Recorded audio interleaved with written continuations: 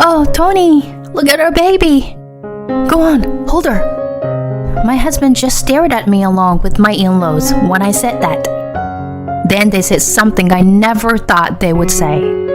You can't have children with me because I'm infertile, right? Who's the father? You should get a divorce. I was stunned by this out of the blue. Then the doctor said on my behalf, Shall we find out who the father is? What? My husband and mother-in-law suddenly panicked at the doctor's comment. My name is Kara. I am a 31-year-old office worker. My husband Tony and I have been married for 2 years. We were classmates in college, and even after we entered the workforce, we kept in touch with each other and naturally started dating. After 3 years of dating, he proposed to me and we got married. Although we started dating casually, we had been friends since college, and I felt very comfortable with him. So when he proposed to me, I readily accepted the idea of marrying him. I knew I could be with him forever. That's how I felt. And even after we got married, I felt the same way. He still cared for me as he did when we were dating. And we are very happy in our marriage. Since we had been together for many years and had lived together, I thought that marriage would be the same as before. But marriage seemed to bring a fresh feeling to everything. And I always felt excited to be with him. We worked together and had a well-balanced life with each of us at the home. My husband has been living alone for a long time, and to some extent, he is able to cook for himself, which is very helpful. Recently, he seemed to be addicted to the taste of curry, and has a variety of spices in the house. So on weekends and holidays, my husband always makes spiced curry. Compared to the first time, the taste has been getting better and better, and he's so addicted to it that I think he might open a restaurant. I am also addicted to baking, and on holidays, we often enjoy eating baked sweets I make at home with my husband.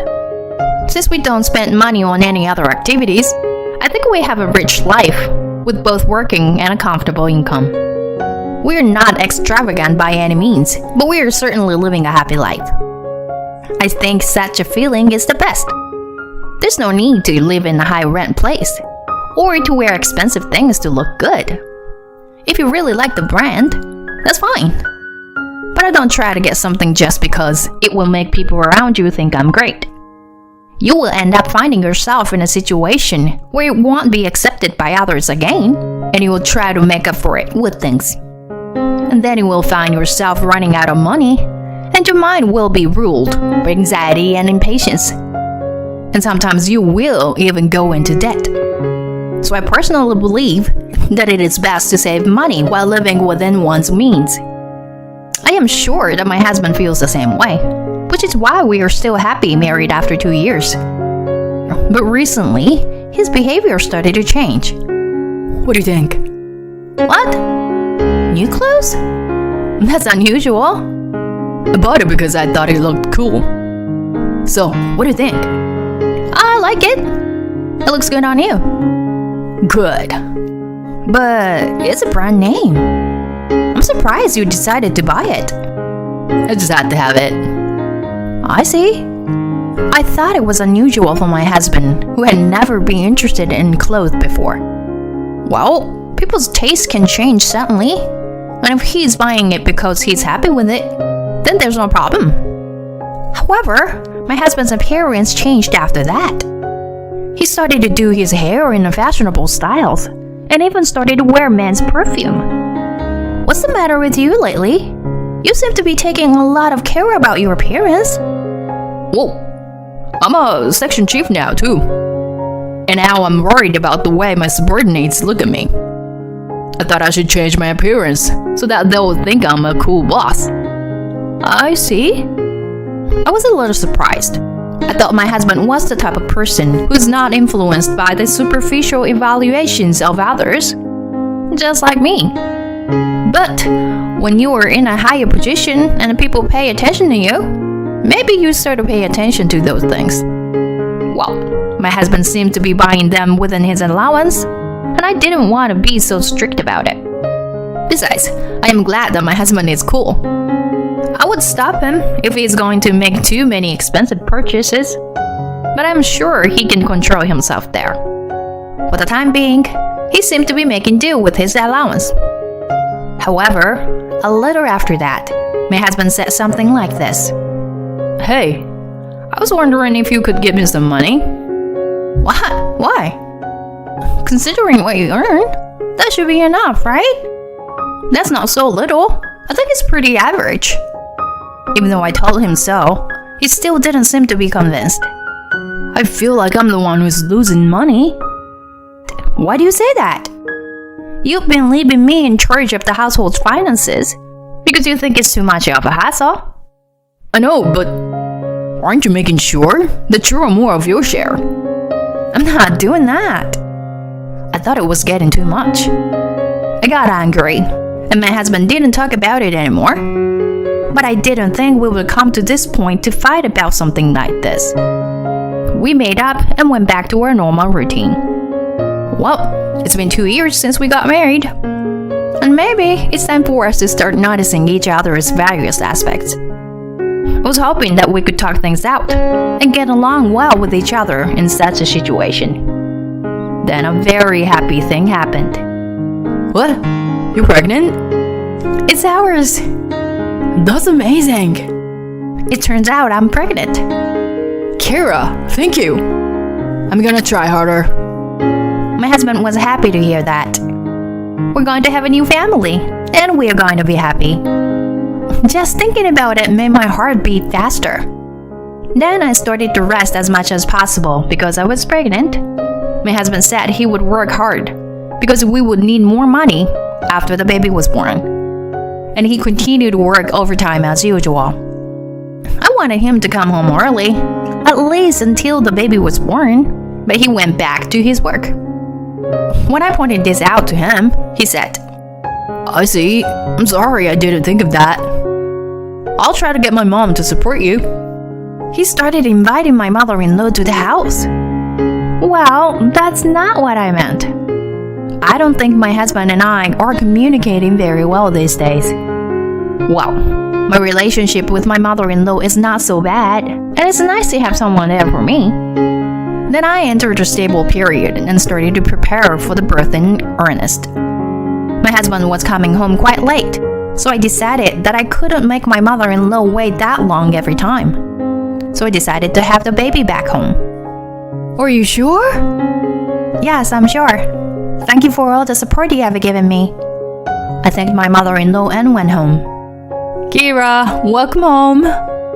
"Hi, Mom." My mother lives alone in my parents' house. She lives in a rural area, so I don't get to go home often. And I feel sorry for her. She always told me not to worry about it, but still, she was very happy when I came back home. This time, I can stay with her for a long time because I am going to have a baby at home.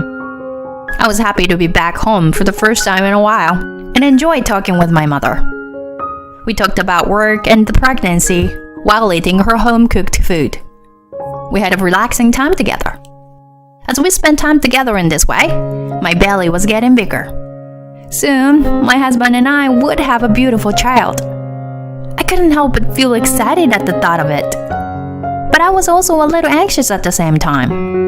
That is, my husband has not been responding to me much lately. I basically reported to him about my health and the baby's condition. In the beginning, he didn't reply, but then gradually he never did. And now he doesn't even read my messages. Is something wrong? Maybe he's just busy with work. My delivery was getting closer and closer, and I was still a little confused. Finally, I went into labor, and my mother accompanied me to the hospital, which helped me a lot. Then I endured the pain and safely gave birth to a beautiful baby girl. "Kira, you did great. It's a beautiful baby." Really? She's so cute. My baby was so cute the first time I saw her. And I had sent a message to my husband to let him know I was in labor. So I was hoping he would be there to witness the birth. Tony didn't come. Apparently not. Even if he is busy with his work, my mother complained that my husband would prioritize the birth of his own child. I would like to complain to my husband when I see him, but I would rather he hold our newborn child in his arms. That's what I thought. The next day, my husband came to the hospital with my parents-in-law. "Oh, Tony!" My husband finally arrived. I wanted to complain, but I was relieved to see his face. "Look at our baby! Hold her!" This is when I noticed something a little strange. My husband just stared at me along with my in-laws when I said that. "What's wrong with you?" And both of them looked grim, and I sensed something was wrong. I asked them fearfully. Unfortunately, my mother had an appointment at the hospital she was visiting, so she was not here today. The air was heavy. And then they said something I never thought they would say. Whose baby did you give birth to? "What are you talking about? It's your baby, isn't it?" You can't have kids with me because I'm infertile, right? Who's the father? I'll divorce you. I'm stunned by such words out of the blue. "Wait a minute. Of course it's your child," I hurriedly retorted, and my father-in-law glared at me. My son is physically incapable of having a child. Are you trying to get away with this after all this time? I couldn't think very well what the situation was, since it had been only one day since the birth, but my in-laws blamed me mercilessly. At that time, the door of the hospital room opened and a doctor came in. The doctor said on my behalf, "Shall we find out who the father is?" Mrs. Kara has just given birth and is in a state of mental and physical exhaustion. If you push her any further, I, as her doctor, will have to ensure her safety. You are all yelling so loud. I could hear what you're saying. But the point is, we just need to find out who the father of the baby is, right? That's what I'm saying. She's having an affair. So let her confess who she's having an affair with. And then we'll file for alimony and get a divorce. My husband and mother-in-law said something like that. The doctor retorted, "How can you be so sure she's having an affair?" "Because my son is infertile." "I can't have children." "So that means my wife was having an affair and planning to beg me for money." "I see. Then why did you say such a thing after the baby was born?" "Huh? When did you find out you were infertile?" "Well, it was, just recently." "Why would you want to be tested when your wife is pregnant?" "Normally, you wouldn't want to be tested because you would feel sure that you're fertile, right?" My husband and mother-in-law suddenly panicked at the doctor's comment. "That's right. It's even stranger that you got the test result after the baby was born. If the test had been done before the pregnancy, the results would certainly have come back before the baby was born. Then you would have questioned her when you got the results, right?" That's... The doctor pointed out that my husband's statement was suspicious. My father-in-law, who was listening to this, started to argue with the doctor's statement. "I think he's right. I had thought that my son would never lie. But now the strange things are starting to come out. It is true that I am really infertile. Then, why did you get tested?" My husband and mother-in-law started to panic even more as my father-in-law joined in the questioning. "Wait a minute. Don't you believe our son?" "I want to believe my son, but I want to know the truth." "Shall we do a DNA test then?" "What?" When the word DNA test was mentioned, my husband and mother-in-law got more upset. "Is that really necessary?" "Huh? Since my body is incapable of having children, we already know the result, don't we?" "A DNA test is necessary to prove that. And if you were going to accuse her of adultery and divorce her, you need to examine her in detail, don't you?" My husband and mother-in-law were absolutely shocked when the doctor said that. My head finally started to spin, and I strained my words with the thought that I had to protect this child. let's do the DNA test. I'll get the results and show that you were lying." Then the doctor sent their in-laws away from the room. Thank you so much. No, don't worry about it. Actually, your mother asked me to. She asked me to protect you when she can't come to the hospital. Mom did. Yes. She heard about your husband's recent behavior and thought it was suspicious. She said that she is now asking a professional to investigate if he is having an affair. If I had listened to the conversation earlier, your husband is definitely lying, and it seems certain that he is having an affair. Please be assured that I will refuse to let him visit you from now on. Thank you very much.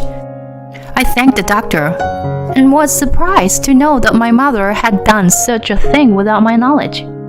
The next day, when I told my mother who came to the hospital, she smiled and said that she got the evidence too.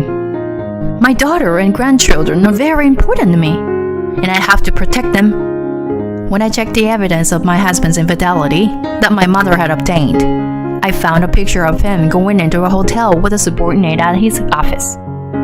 That's unforgivable. How could he suspect me of infidelity when he himself was having an affair? Then we went to my parents-in-law's house with the evidence. My father-in-law was surprised to see the evidence of the affair, and my husband and mother-in-law became pale. You were going to be with the adulterer, so you tried to frame me and divorce me. That's... I see.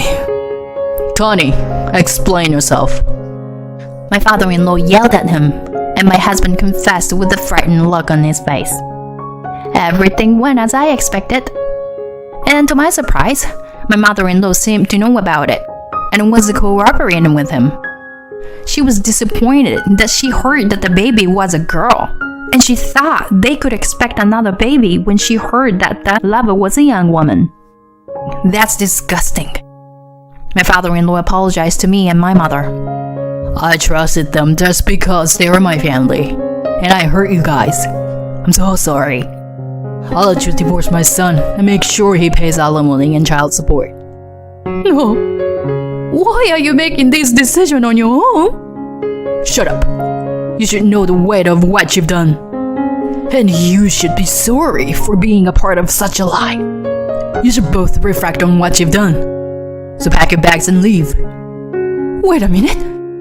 What do you mean we should reflect? I don't want to live with you for a while. Why don't you and your son just live with yourselves? I'll change the locks on the house so you can't get in. That's not right. We left the house after that, and I demanded alimony from my husband and the adulterer and child support as well. Also, the fact that he was trying to get alimony from me was just to be malicious, and the alimony to my husband was increased considerably. My husband tried to get together with his girlfriend, but my mother-in-law cried and moved in with him. So his girlfriend said, "I can't pay alimony and live with your mother," and ran away. Furthermore, the girlfriend complained to the company that my husband had sexually harassed her, and so he was demoted regardless of whether the facts were correct or not. It seems that the company also judged that the divorce was going through at the same time, and that it will be a hardship on the company. However, despite the cold looks he receives from those around him, he still has to pay alimony and child support, as well as earn money to live with his mother. He feels ashamed and stressed every day as he works. He deserves everything he gets, and I have no sympathy for him. On the other hand, I applied to the company to switch to remote work so that I can live at home with my mother and raise my daughter. My mother and I have gotten along even more with the doctor who helped us with the case. Recently, I have been inviting him to our house for dinner, and we are gradually getting closer to each other. I do not know what will happen from now on, but I secretly hope to have a relationship with him in the future.